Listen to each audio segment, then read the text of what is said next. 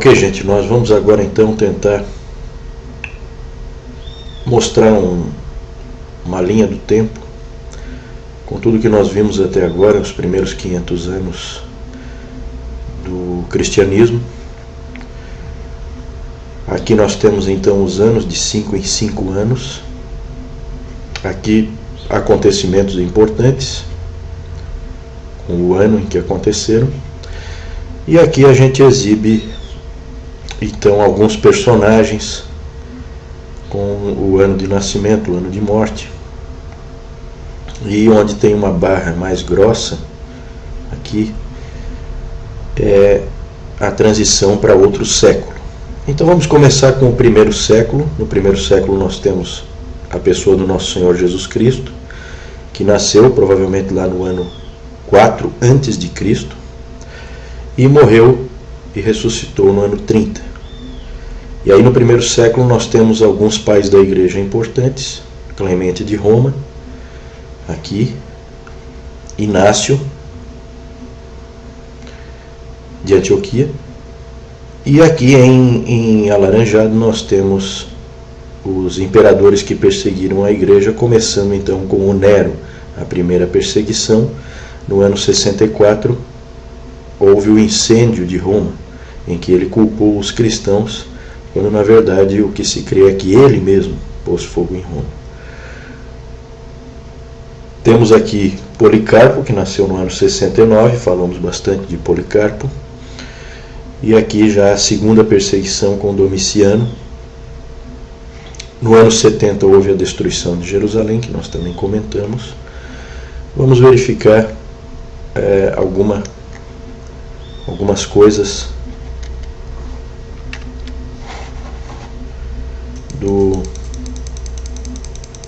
Vamos seguir aqui, vamos ver algumas coisas do segundo século. No primeiro século não tivemos muitos acontecimentos. No segundo século nós tivemos, então Policarpo ainda viveu muitos anos no segundo século. Aqui a terceira perseguição com Trajano, que impôs o padrão de Trajano, assim chamado. E aqui nós temos então, no ano 100, nasce Justino Mártir, que foi um dos apologistas, o principal apologista. Ele se converteu no ano 130. Em 135 ele escreveu o Diálogo com Trífo, que vocês lembram, é aquele judeu. Aqui em 144 já ocorre a excomunhão de Márcio. Então Márcio ele aparece muito cedo na história da igreja.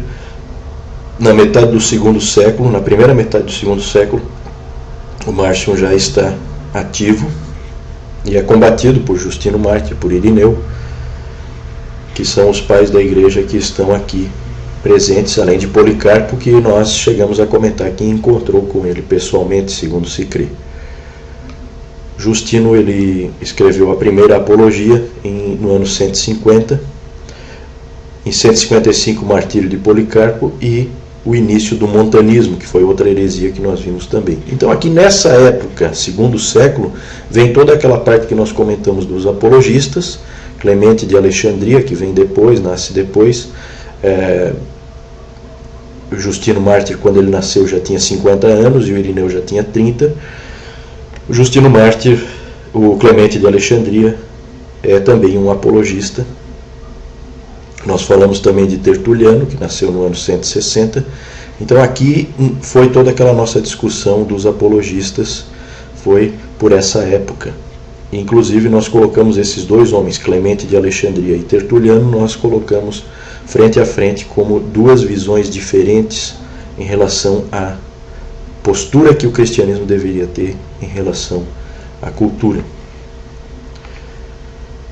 Justino Mártir é morto em 165, o Irineu em 178 torna-se bispo de Lyon, e nesse ano também Celso escreve A Verdadeira Razão, em que ele ataca o cristianismo frontalmente. Mais tarde Orígenes, que ainda não era nascido, ele só vai nascer aqui, 185, vai atacar esse trabalho do Celso. Em 185, Irineu escreveu a sua famosa obra em 2 volumes, Contra Heresias. E no ano 196, Tertuliano começa a escrever, e no ano 200, Clemente de Alexandria começa a escrever. Vejam que aí nós já estamos entrando no 3º século.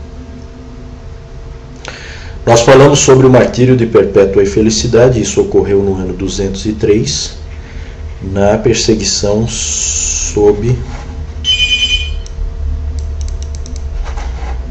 Sétimo Severo.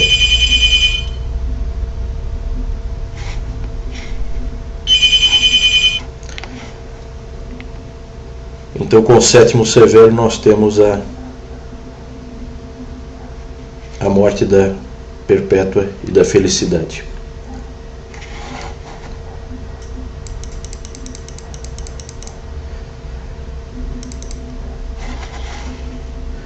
Em 220, Orígenes começa a escrever. Em 248, ele escreve o livro dele Contra Celsum. Então, na verdade, aqui ainda existe um trabalho apologético acontecendo. Orígenes ainda pode ser considerado um apologista. Cipriano nasceu no ano 200 e tornou-se em 247 bispo de Cartago. Os escritos dele foram importantes para definir como seria a igreja mais tarde, e também o que ele escreveu foi importante na controvérsia donatista, porque ele esteve envolvido com a controvérsia novaciana aqui em 255, que tinha a ver com as pessoas que tinham caído na perseguição sob Décio, que foi aqui, de 249 a 251. Essas pessoas queriam depois retornar à igreja, nós vimos isso, e aí houve toda a controvérsia novaciana, porque muitas pessoas na igreja não queriam aceitar de volta quem tinha caído. Temos aqui, em 251, nasce Antônio o Eremita, que em torno dos 20 anos ele se converteu e foi ser o primeiro pai do deserto. Foi para o deserto do Egito e lá ficou por muitos anos, conforme nós vamos ver aqui na nossa linha do tempo. Temos aqui a perseguição sob Valeriano, que foi a 8ª, e aqui já nasce, em 263, nasce Eusébio de Cesareia, que é o pai da história da igreja, e que tem depois uma participação importante nos acontecimentos com Constantino e a conversão do Império Romano, que vai acontecer no 4º século. Aqui nós estamos no final do 3º século. Mais uma perseguição aqui com Aureliano, de 5 anos, e em 272 já nasce Constantino, alguns anos depois de Eusébio. Constantino seria depois o imperador que se converteria ao cristianismo.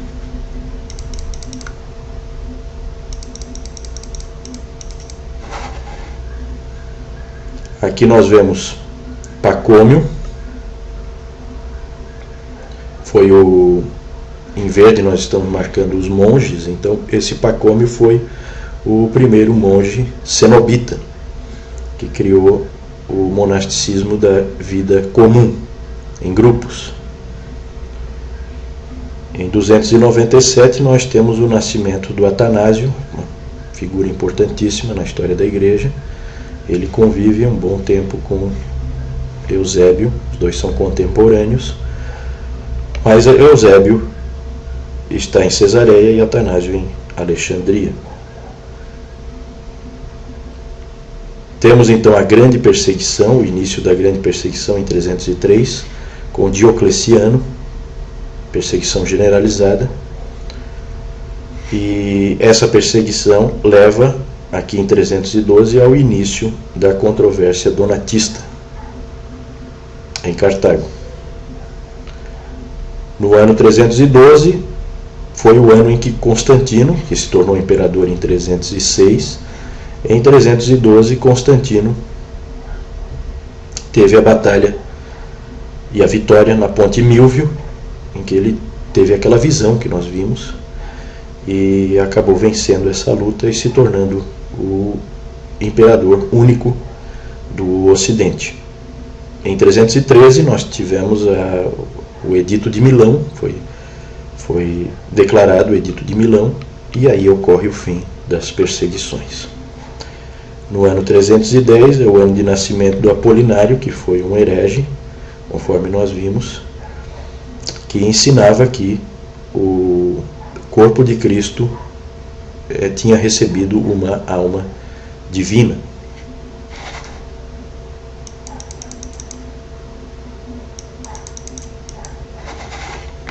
Seguindo então, no quarto século, nós já estamos aqui no quarto século, nós temos um acontecimento importante. Bom, antes vamos falar aqui que em 315 já começa a controvérsia ariana, que vai motivar o primeiro concílio ecumênico, o concílio de Niceia, e continua a controvérsia donatista. Em 316 os donatistas apelam a Constantino pela sua causa e são rejeitados. E em 324, Constantino unifica o império e passa a ser o único imperador tanto no Ocidente como no Oriente. No ano 330, ele funda Constantinopla e leva a sede do império para lá. Em 325, tivemos então o Concílio de Niceia, que condenou o arianismo. E Atanásio, no ano 328, que foi um pai da igreja importantíssimo para condenar o arianismo, ele torna-se bispo de Alexandria, em 328. E aí, aqui no quarto século, nós temos o nascimento de uma quantidade enorme de teólogos, líderes da igreja, pais da igreja, como nunca se viu.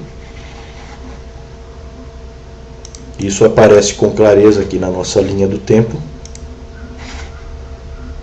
Nós temos aqui assim os pais capadócios, os 3 capadócios, Basílio, seu irmão Gregório de Nissa e o seu amigo Gregório de Nazianzo. O Basílio e o Gregório de Nazianzo nasceram em 329 e o Gregório de Nissa era 6 anos mais novo. No ano em que nasceu Gregório de Nissa, também nasceu Martinho de Tours, que foi o primeiro monge do Ocidente, precursor do monasticismo ocidental. Por isso que está em verde aqui. Aqui ainda é a vida do Apolinário, que foi o herege que nós comentamos anteriormente. Em 353, o imperador Constâncio inicia sua campanha pró-arianismo e exila Atanásio. Atanásio foi exilado várias vezes. Vamos trazer de volta aqui o Atanásio. Vejam que ele ainda está vivo aqui. Foi contemporâneo de Basílio, de Gregório de Nazianzo e de Gregório de Nissa. Em 367 nós temos a famosa carta de Atanásio, em que ele lista os 66 livros do cânon. Nós falamos do cânon e nós falamos da lista de Atanásio como consolidando o cânon. Em 370 Basílio torna-se bispo de Cesareia. E em 381 tivemos o Concílio de Constantinopla,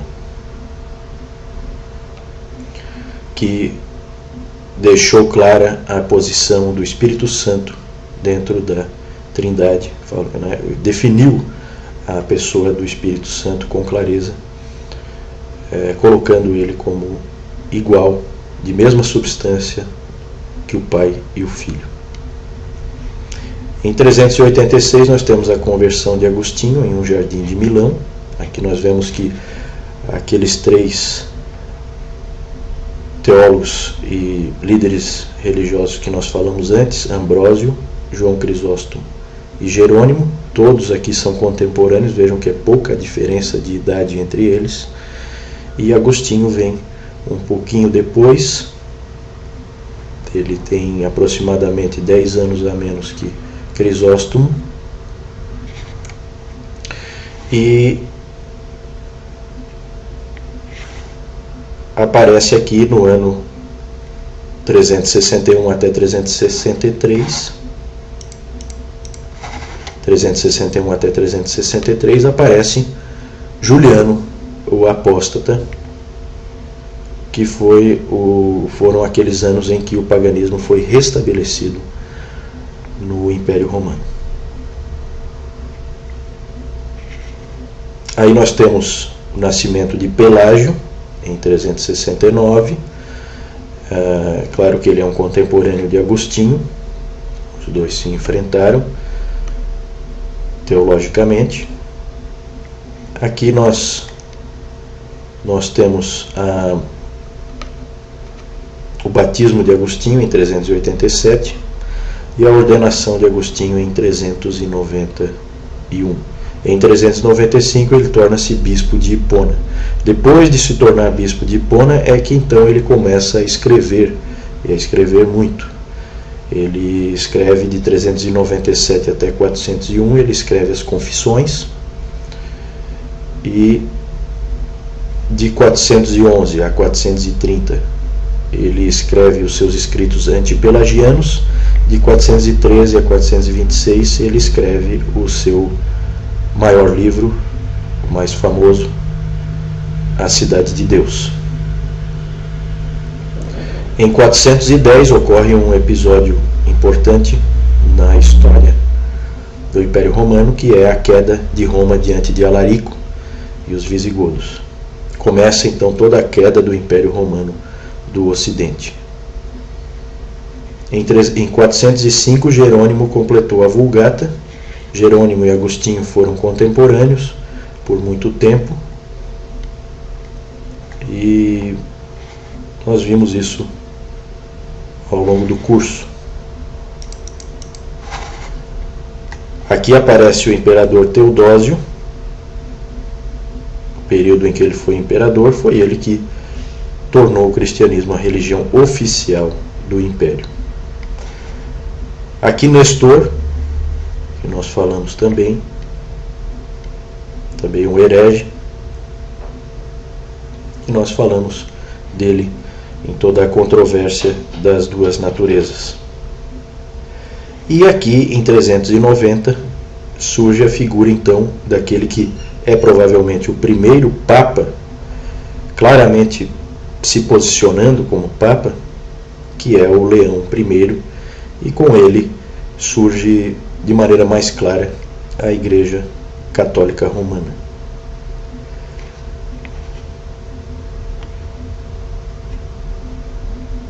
Em 418, o Sínodo de Cartago lançou um anátema sobre o ensino de Pelágio.